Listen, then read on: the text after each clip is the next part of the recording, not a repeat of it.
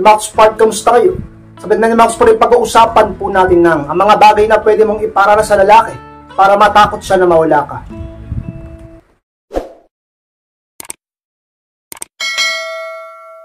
At kung handa na kayong lahat, ay magsara po tayo at muli, be inspired!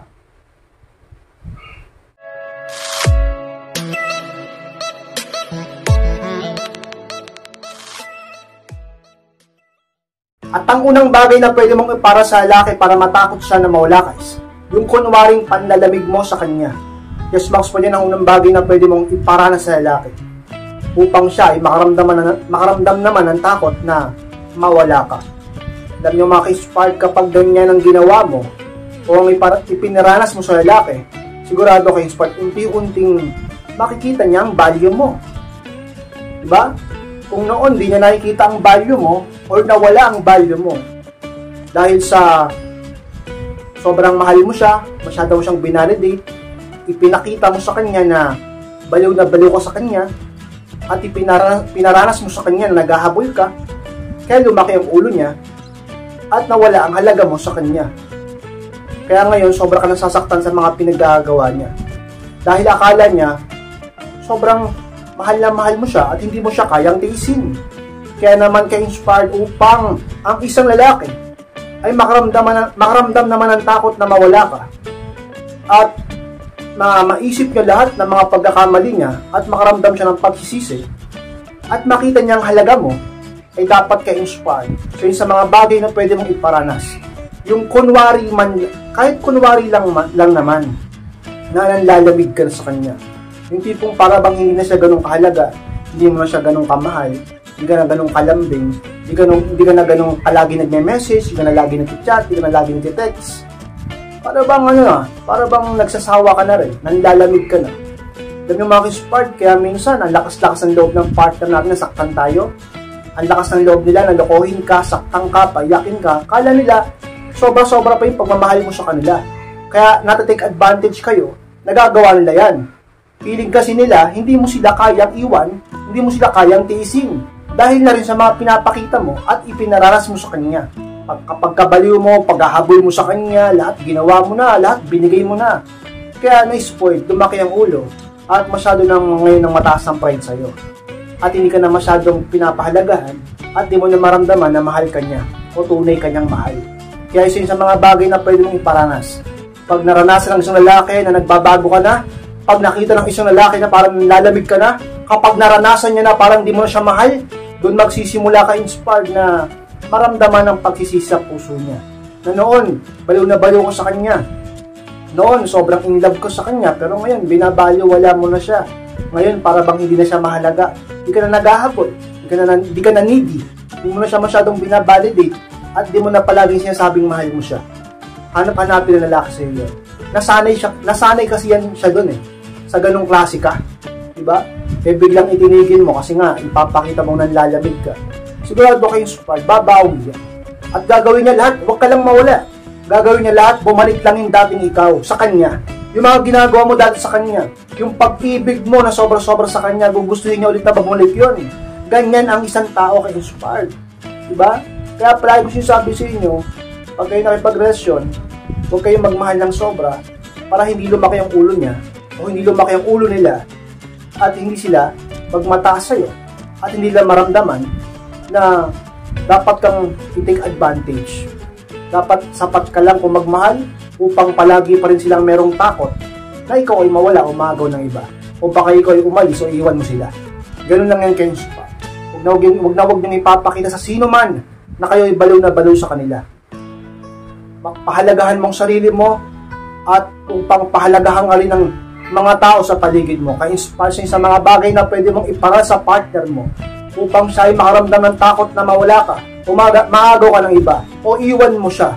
Kailangan iparanas mo sa kanya na nanlalamig ka na upang unti-unting bumalik ang halaga mo sa kanya at maisip niya lahat ng pagkakamali niya sa iyo. Magmuni-muni siya at ma-realize niya lahat at talaga naman mag-effort siya muli na maging okay ka muli sa kanya at bumawi siya sa iyo at masabi niya sa kanyang sarili na mahal ka pala niya at ayaw niyang mawala ka sa kanya ka-inspire. Ang pangalawang bagay guys na pwede mong ipara sa lalaki para matakot siya na mawala ka is yung bigla kang nag-improve sa sarili mo. Yun ang pangalawang spot. Yun ang pangalawang bagay na pwede mong iparana sa isang lalaki o sa partner mong lalaki upang siya ay matakot na mawala ka. Kailangan makita niya na nag-i-improve ka o bigla kang nag-improve sa sarili mo. Diba? Kaya nga palagi ko kayo sinasabihan, yung turuan, pinapayuhan, na kayo ay laging mag-self-improve sapagkat malaki ang impact niyan. Malaki ang matutulong niyan sa inyo upang kayo ay mas lalong pahalagahan ng partner nyo at malayo sa katotohanan na kayo ay ipagpalit niya sa iba sapagkat dadagdagan mo palagi ang value mo sa sarili mo. Kaya ayoko nga maging tamad kayo Ayoko maging batugan kayo. Ayoko maging sobrang kuripot kayo sa sarili nyo. Ayoko napabayaan nyo ang kalusugan nyo at ang itsura nyo. Gusto ko palagi magpaganda kayo. Gusto ko palagi magpa-sexy kayo. Gusto ko palagi mahalin nyo at pahalagahan ng inyong mga sarili. Sapagkat kapag ganyan ang ginawa nyo sa inyong mga sarili, sigurado ako inspired. Papahalagahan din kayo ng mister nyo, ng boyfriend nyo, ng lalaking mahal mo, mamahalin ka niya. Dahil yan ang makikita niya sa'yo. Ganun lang yan kayo inspired. Diba? Kaya, yan, mag-improve ka lagi. Kung sa tingin mo, ang isa sa mga dahilan kung bakit sinasaktan ka niya, pinagpapalit ka niya, niloloko ka niya, at para bang hindi ka na niya pinapahalagahan, at para bang nararamdaman mo na hindi ka na niya mahal, ka-inspired. Baka kasi, nagpapabaya ka na sa sarili mo. Baka kasi, hindi mo na inahalagaan ang sarili mo. Baka dati, sobrang ganda mo, ngayon, para bang hindi na katulad ng dati. At siguro dati, mas nagpo-focus ka sa sarili mo kaysa sa kanya. Ngayon, mas focus ka na sa kanya kaysa sa sarili mo. Diba? Ayaw ng mga lalaki na ang mga babae ay sobrang focus sa kanila. Gusto naming mga lalaki na ang babae ay nagpo-focus sa sarili nila. Nagpapaganda, nagpapasexy. Kasi yan ang gusto namin. Kaya nga diba, yung ibang babae na hindi masyadong baliw sa lalaki, sila pa yung mga hinahabol, maraming manliligaw, maraming nahuhulog, maraming nababaliw sapagkat sila yung mga klase ng babae na mahal nila yung sarili nila at hindi sila nababaliw sa lalaki at mas focus sila sa pag-aalaga, pag-improve ng sarili nila kaysa sa mabaliw sa pag-ibig. Talaga naman ka-inspired, gayahin nyo sila. Yung mga ganong klaseng babae, yun yung mga high value talaga. Mas nagpo-focus sila sa sarili nila, sa karir nila, sa buhay nila, at sa ibang bagay na makakadagdag ng value nila kaysa sa lalaki. Pero hindi ibig sabihin na hindi sila marunong magmahal. Marunong lang silang magmahal ng sapat. Di sila katulad ninyo na nababaliw sa pag-ibig. Kaya ka-inspired, ganun dapat. Mag-improve ka, mag-self-improve ka, mahalin mo ang sarili mo upang ang lalaki, kapag nakita niya na nadadagdagan ng value mo, na mas lalo kang gumaganda, mas lalo kang sumisexy, at mas lalo kang ka-inspire, nag-i-improve sa buhay mo. Sigurado ka-inspire, di niya hayaan na maagaw ka ng iba. Di niya hayaan na mawala ka sa buhay niya. Matakot siya na iwan mo siya. Ka-inspire sa mga sikreto. Upang ang lalaking mahal mo ay talagang mahalin ka ng todo at pahalagahan ka niya ng sobra. Ka-inspire. At ang pangatlong bagay guys na pwede mong ipara sa lalaki para matakot siya na mawala ka is bigla ka maging matapang at manatag. Yun ang pangatlo, ka-inspire. Kung makispark, tama po ang narinig ninyo at ang nababasa ninyo. Pakita mo sa kanya na bigla kang maging matapang at matatag. Kaya naman kasi binabaliwala ka, sinasaktan ka, inaabuso ka, at masyadong mataas ang tingin niya sa kanyang sarili. Talaga namang ginaganyan-ganyan ka lang. Dahilan kung bakit umiiyak ka ngayon, nasasaktan ka, ay dahil kay inspired, kala niya napakahina mo. At kala niya ganyong kakarupok sa kanya. Diba? Kaya feeling niya, di mo siya kayang iwan. Akala niya, walang katapusan yung kayabangan niya. Akala niya, nandiyan ka lang, mahal mo lang siya. Nandiyan ka lang, handa ka magpakabaliw sa kanya, magpakatanga sa kanya. Yun kasi nakita niya sa'yo. Diba? Kaya ka-inspired. Kung ganyan ka ngayon, masyado kang mahina sa kanya, ay pakita mo bigla na maging matapang ka at matatag. Dahil, ang mga babae na matatapang, hindi naman yung matapang na palaway o bungangera. Ang ibig sabihing matapang, yung babae na mabait, mabuting babae, mabuting tao, maayos sa relasyon, maayos makisama, pero hindi nagpapaapi. Hindi siya pumapayag na siya ay sinasaktan. Hindi siya pumapayag na siya ay niloloko. Hindi siya pumapayag na siya ay inaapihin ng partner niya. Ganun yung matapang. Pero maging mabait kayo Baka ibig nyo ang iniisip ng iba, matapang yung nananakit, matapang yung bungangera. Hindi ganun. Iba-iba ang klase ng katapangan. Huwag kayong maging huwag ganun yung tapang nyo. Sakit sa ulo yun, tsaka mali yun. Yung tapang na kaya mong gawin kung ano ang tama. Kaya mong protektahan ang sarili mo. Kaya mong lumaban sa kung ano ang mabuti. Ka-inspired, ganun dapat. Makita niyang matapang ka, makita niyang matatag ka.